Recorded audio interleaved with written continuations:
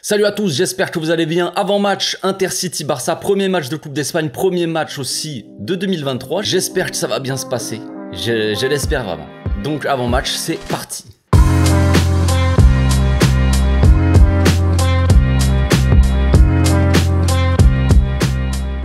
Au passage, n'hésitez pas à vous abonner, liker et commenter, c'est le meilleur moyen de me soutenir et ça fera plaisir à tonton. Entrée en liste du Barça dans cette Coupe d'Espagne, premier match comme je l'ai dit de 2023, donc j'espère qu'on va partir sur de bons rails, j'ai envie de dire, sur des bonnes bases. J'ai envie de dire commencer l'année avec un bon résultat, un bon mood, j'ai envie de dire, je sais pas, j'ai envie de dire plein de choses. Oui. Donc première confrontation de l'année et je crois même peut-être contre cette équipe de l'Intercity, à ne pas confondre avec l'Inter Milan. Non, je vais arrêter de suite les vannes là-dessus parce que on va pas non plus les prendre trop de haut. On serait capable de se faire sortir dès le premier match par l'Intercity. Donc on va pas se moquer, vous le savez, de toute façon les matchs de coupe, généralement c'est assez... ça peut être des matchs pièges, voilà, tout simplement. On va jouer sur des terrains qui sont dégueulasses, contre des équipes qui sont mortes de faim, voilà, ça peut être des matchs pièges, on ne sait jamais. Donc pendant la conférence de presse d'avant-match, Xavi il a parlé un peu de ces matchs de coupe, il a dit que c'était jamais évident forcément à gérer parce que déjà t'as pas le droit à l'erreur, en plus de ça on est généralement, là pour le coup on est favori, donc c'est nous qui avons tout à perdre, eux en face ils ont rien à perdre, donc attention évidemment à cette équipe. Hein, faut pas non plus les prendre trop de haut, hein. on va pas se la jouer comme ça non plus. Apparemment on ne sait pas encore d'ailleurs si on pourra aligner Iñaki Peña dans les cages, parce que le truc c'était, le truc prévu c'était de mettre Iñaki en match de coupe d'Espagne comme ça. Mais voilà, on n'est pas sûr de pouvoir aligner Iñaki, mais il a quand même convoqué au cas où, parce qu'il pense que ça devrait le faire, donc si jamais, voilà, il sera là. Il a parlé aussi de rotation, qu'il allait faire pas mal tourner, il a parlé d'Araujo et Eric Garcia qui pourraient jouer. Araujo normalement devrait être titulaire, si j'ai bien compris ce qu'il a dit. Donc voilà, je pense qu'il faut qu'il revienne petit à petit. Eric Garcia, je sais pas s'il sera titulaire ou pas, mais il devrait quand même avoir quelques minutes aussi. Je sais pas où il en est physiquement, je sais pas s'il est prêt vraiment, mais s'il a toujours des petites gênes ou quoi, mais je pense que si ça va, il devrait avoir quelques minutes, je pense. Pour finir, il a parlé de Pablo Torre aussi. Pablo Torre qui, il a dit, c'est un joueur de l'équipe première, c'est un joueur sur qui on compte, et demain il aura normalement un rôle assez important dans cette équipe, donc il devrait évidemment être titulaire. Moi c'est ce que je ferai de toute façon. Pablo Torre, il faut qu'il joue, il doit être titulaire, il doit rentrer dans cette rotation plus souvent, et faire souffler aussi plus souvent Pedri, qui est souvent cramé, voilà, tout ça, Pedri. Donc d'ailleurs en parlant de Pedri, du coup la convocation est sortie, vous avez dû la voir. Pedri et Lewandowski ne sont pas appelés pour ce match là. Donc pour Pedri, je pense que c'est tout simplement parce qu'il joue trop et qu'il faut le faire souffler, ça sert à rien, on va pas le cramer. Il faut commencer à apprendre à gérer les joueurs aussi au bout d'un moment, parce que on a quand même beaucoup de joueurs dans l'effectif, on utilise quand même très peu de joueurs et d'autres joueurs qu'on surutilise. Donc il serait temps de faire souffler un peu certains joueurs de temps en temps et en mettre d'autres, tout simplement.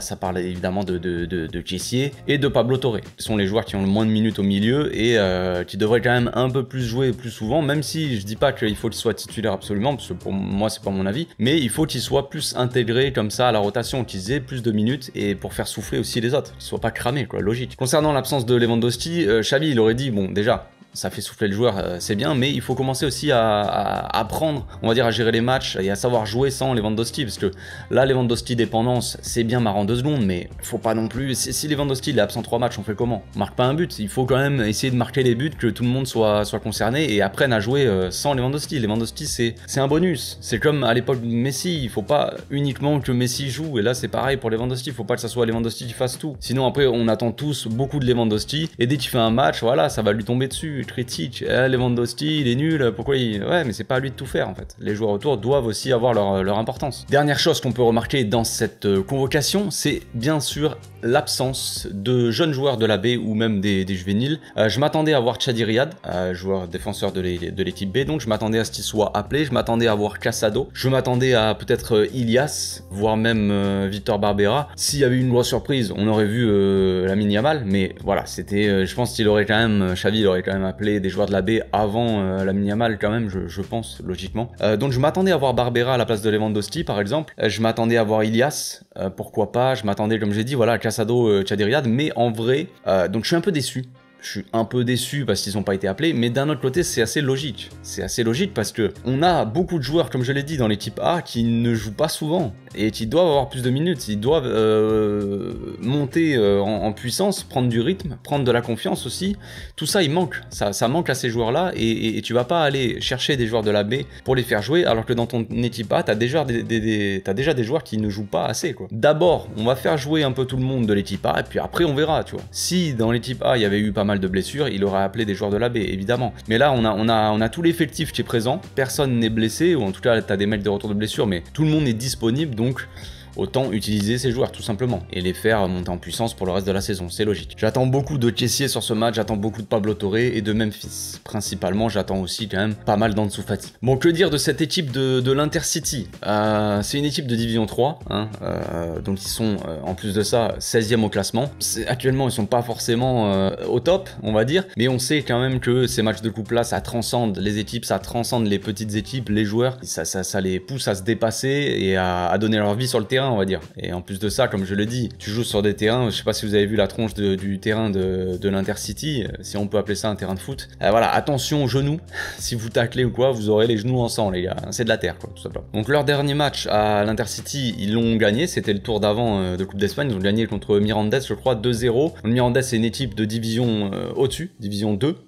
Ils sont, je crois, si je me trompe pas, 15e au classement. Donc bon, voilà, tout ça pour dire qu'une équipe de division 3 a sorti une équipe de division 2, tu vois, et division supérieure. Donc normalement, il y a une différence de niveau quand même, assez élevée entre les deux, mais les mecs, tu vois, ils sont bougés, ils ont sorti les mecs. Donc attention à pas trop se reposer tranquille en mode ça va être facile. Non, c'est jamais facile. Avec le Barça, en tout cas, ça l'est jamais. Donc concernant leur état de forme, eux, ils restent sur donc 2 nuls, 2 victoires et une défaite sur leurs 5 derniers matchs. Donc on va dire que c'est un bilan plutôt correct, plutôt moyen pour une équipe plutôt moyenne, on va dire, hein, donc voilà. Mais comme je le dis, voilà, faut faire attention. Côté Barça, on sort d'un match nul, vous le savez bien, contre l'Espagnol de Barcelone, un match qu'on n'a pas su tuer, tout simplement, hein, comme souvent en fait, on commence à avoir un peu l'habitude avec le Barça, évidemment, on marque un but, on a marqué pour le coup assez rapidement, sur corner en plus pour une fois, on a eu les occasions pour tuer le match, pour se mettre à l'abri, on va dire, on n'a pas su le faire, on n'a pas peut-être mis assez l'intensité qu'il fallait pour se mettre à l'abri et au final on se fait punir.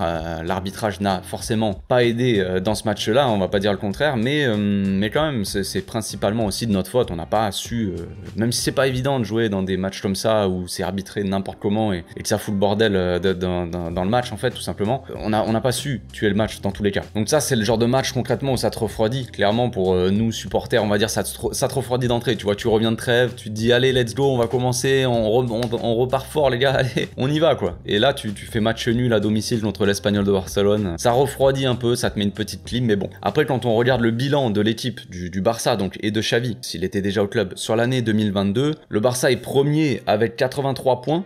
En 35 matchs, donc sur l'année 2022, hein, comme je dis, avec 26 victoires, 5 nuls et 4 défaites. Donc on peut clairement dire que c'est un bilan catastrophique, qui n'est pas digne du Barça, qui est digne d'une division 12 sûrement, j'imagine. Une équipe de district, ce n'est pas possible. Ce n'est pas possible de faire sur une année comme ça complète, avec la moitié d'une année où tu as une équipe où tu viens d'arriver dans le club, et tu as une équipe que tu connais pas, qui doit s'adapter à ta nouvelle façon de coacher, tout ça. Voilà, plus un début de saison, peut-être pas forcément évident, avec un nouvel effectif qui s'est renouvelé, tout ça, des nouvelles idées, une nouvelle façon de jouer quand même. Voilà, on va dire comme si tu avais deux équipes plus ou moins différentes et malgré tout t'es premier sur l'année, hein. Attention, il n'y a pas de trophée, il n'y a rien, mais sur l'année tu es premier, 83 points, tu as 26 victoires, 5 nuls, 4 défaites. Alors oui, c'est catastrophique. Bien sûr, c'est de l'ironie, hein, comme vous en doutez bien. Vous me connaissez un petit peu. Après, notre problème, c'est évidemment les coupes. On le sait. Super Coupe, Coupe d'Espagne, Coupe d'Europe, ce que tu veux, frère. C'est un peu la galère. Xavi n'est peut-être pas un entraîneur de coupe, on va dire, c'est peut-être plus un entraîneur de championnat. Après, cette expression-là, ce truc-là, je ne sais pas comment on peut le savoir, j'ai envie de dire, j'ai pas les mots, mais comment faire la différence entre les matchs, entre un coach de coupe et un coach de championnat. Est-ce que la différence est tactique? Est-ce que la différence c'est dans la motivation, dans la psychologie entre le coach et les joueurs? Franchement, j'en sais rien, je peux pas vraiment vous dire ça. Guardiola est sûrement peut-être le plus grand tacticien, pour prendre un exemple sur Guardiola, que j'ai vu, c'est le plus grand tacticien que j'ai vu, peut-être même de l'histoire, qui sait. Je pense que oui, mais après c'est pas l'avis de tout le monde, et on peut dire quand même qu'il gère beaucoup mieux les championnats que les coupes, par exemple. Alors est-ce que c'est un problème tactique de la part de Guardiola? Je ne pense pas. Est-ce que c'est un problème, voilà, je ne sais pas. Je pense pas que ça vienne de la tactique du coup, si on suit cette logique. Donc moi, comme je vous l'ai dit, j'en sais rien. Dites-moi dans les commentaires. Je sais pas, je pose ça là, voilà, c'est à vous de juger. Après, c'est savoir si d'où vient ce problème en fait de peu de réussite dans les coupes et de réussite dans le championnat, parce que visiblement c'est le cas. Enfin bref, on va passer maintenant à la composition d'équipe pour ce match-là. Donc je partirai moi dans un 4-3-3 assez classique comme d'habitude. Bien sûr, je fais tourner, personnellement, je pense que de toute façon Xavi va faire tourner, il l'a dit en conférence de presse. Mais voilà, moi je ferai tourner également. Donc au cage, je partirai avec Iñaki Peña s'il peut jouer. S'il peut pas jouer, j'aimerais bien voir un Tenas, mais je sais pas s'il jouera, si Iñaki n'est pas dispo, à voir. Mais je partirai donc avec Iñaki. À droite, j'hésite fortement quand même. J'hésite entre Koundé et Bellerin, parce que je me dis, si Koundé doit jouer, vaut mieux qu'il joue à droite, parce que c'est comme ça qu'il va jouer pour le reste de la saison, je pense. Dans les gros matchs, Koundé jouera à droite, il y a de très fortes chances. Après, il y a Roberto aussi qui est disponible, mais voilà. Après, il y a Bellerin qui joue jamais. Est-ce que c'est le moment de le mettre, enfin, si Bellerin ne joue pas ce match-là, il jouera jamais, en fait, tout simplement. C'est pour ça que je mettrai Bellerin sur ce match-là. J'hésite avec Koundé, est-ce qu'il rentrera en cours de jeu ou est-ce que voilà, parce que dans l'axe je partirai avec donc Araujo et Eric Garcia, pareil, mais de toute façon Koundé va jouer, que ça soit dans l'axe ou sur un côté, je pense qu'il va jouer clairement. Il peut rentrer à droite, Koundé à la place de Bellerin pour se remettre en jambes dans le rythme, tout ça, et après Christensen ou même Marcos Alonso peuvent aller venir remplacer un peu dans l'axe, un des deux. Je pense pas qu'Araujo va jouer tout le match, et Eric Garcia s'il joue, à voir s'il est titulaire, à voir si c'est Araujo Koundé en défense. Et si Eric Garcia remplace Araujo par exemple, je ne sais pas trop, mais bon, disons que je partirai avec Araujo et Eric Garcia, voilà. Et à gauche, je partirai avec Baldé, évidemment. Je pense que, voilà, Jordi Alba a été titulaire dans le dernier match, je pense qu'il faut le mettre titulaire, Baldé, qui revienne en rythme aussi, et tu le fais sortir en cours de match pour Jordi Alba, pour préserver Baldé. De toute façon, je viens de me rappeler que Jordi Alba était suspendu contre l'Atlético Madrid, donc dans tous les cas, il jouera pas contre l'Atlético. Donc est-ce que ça sera Alba à gauche ou Baldé? Moi, je mettrais Baldé, comme je l'ai dit, pour qu'il revienne en rythme, et après tu changes, tu mets Jordi Alba de toute façon. En 6, je partirai avec Busquets, fondamental, accompagné donc de Kessié et de Pablo Torre. Donc je m'explique, c'est pareil, Busquets s'il joue pas maintenant, est-ce qu'il faut qu'il joue contre l'Atlético Madrid? Je ne pense pas. Je pense que pas grand monde a envie de voir Busquets contre l'Atlético Madrid, mais je mettrai plutôt Busquets là contre cette équipe de l'Intercity en 6. Kessié, voilà, qui ne joue pas souvent et qui doit aussi rentrer dans la rotation, avoir plus de minutes, essayer de prendre la confiance avant de voir si vraiment est-ce qu'on le vend ou pas, parce que pour l'instant il n'a pas montré satisfaction, mais pour l'instant il n'a pas eu assez de temps de jeu non plus.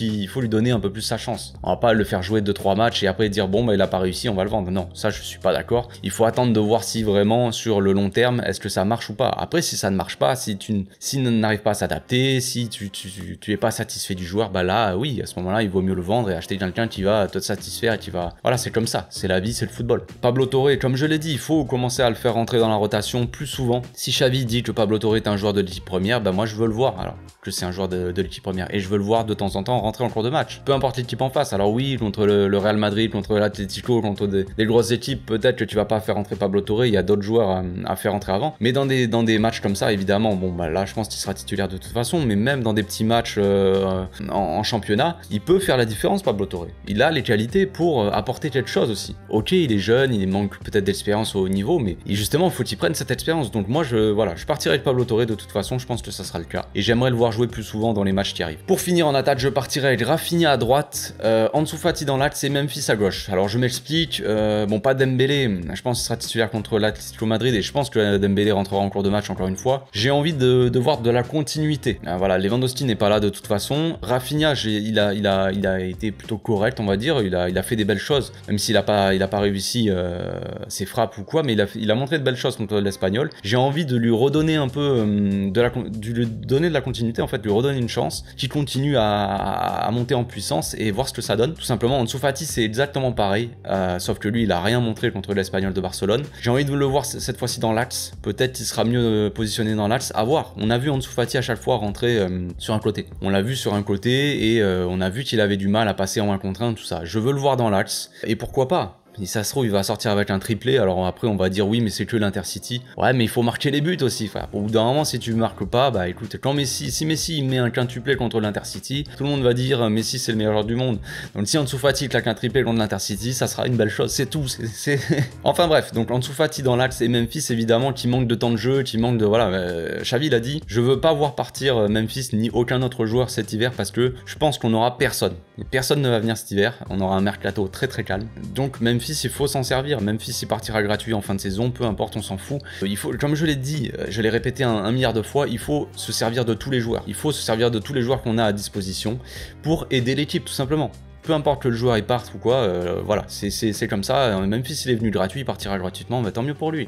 C'est cool. Voilà, en attendant, il faut qu'il remonte en puissance, il pourra nous aider dans cette fin de championnat aussi, ou dans les matchs de coupe, peu importe. Donc j'aimerais bien que Memphis fasse un gros match aussi. Comme je l'ai dit, j'attends beaucoup de Memphis, j'attends beaucoup de Kessié et de Pablo Torre. Pablo Torre, j'attends pas non plus un match masterclass non plus, le gars il joue jamais, voilà, mais puis c'est un jeune joueur qui manque d'expérience. Mais évidemment, j'attends beaucoup de Memphis et de Kessié. Pour moi, ils doivent sortir un gros match. C'est maintenant ou jamais, frère, parce que là, sinon ça va plus. Bellerin, j'en attends pas grand chose. J'attends qu'il fasse un gros match, voilà, mais ça serait normal en fait. Si lui fait un bon match contre l'Intercity, frère, t'as un niveau quand même élevé, normalement, plus élevé que la Division 3, donc logiquement, ça devrait aller. Voilà, je pense que j'ai fait le tour. Évidemment, j'attends une victoire, j'attends que ça. Il n'y a pas le droit à l'erreur dans ce genre de match. Si tu foires, si tu te loupes, si tu perds le match, tu sors direct et c'est finito. Et là, ça serait vraiment une mauvaise chose psychologiquement pour la suite. Là, il y a le match de l'Atlético qui arrive. Il faut se remettre dans une bonne dynamique, tout simplement. Même si c'est les remplaçants, tout ça, que les remplaçants ils marquent, qu'ils fassent un bon match, tu fais rentrer 2-3 titulaires qui font aussi un bon match. Tu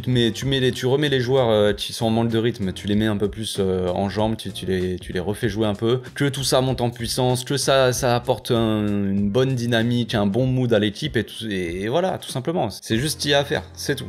Donc on se retrouve demain les amis pour l'avant-match. Je pense que je le ferai sur Twitch cette fois-ci. Donc on se retrouve sur Twitch 1 heure avant le match. Et puis après le match évidemment pour un débrief à chaud sur YouTube. Donc d'ici là, portez-vous bien, passez une très bonne journée.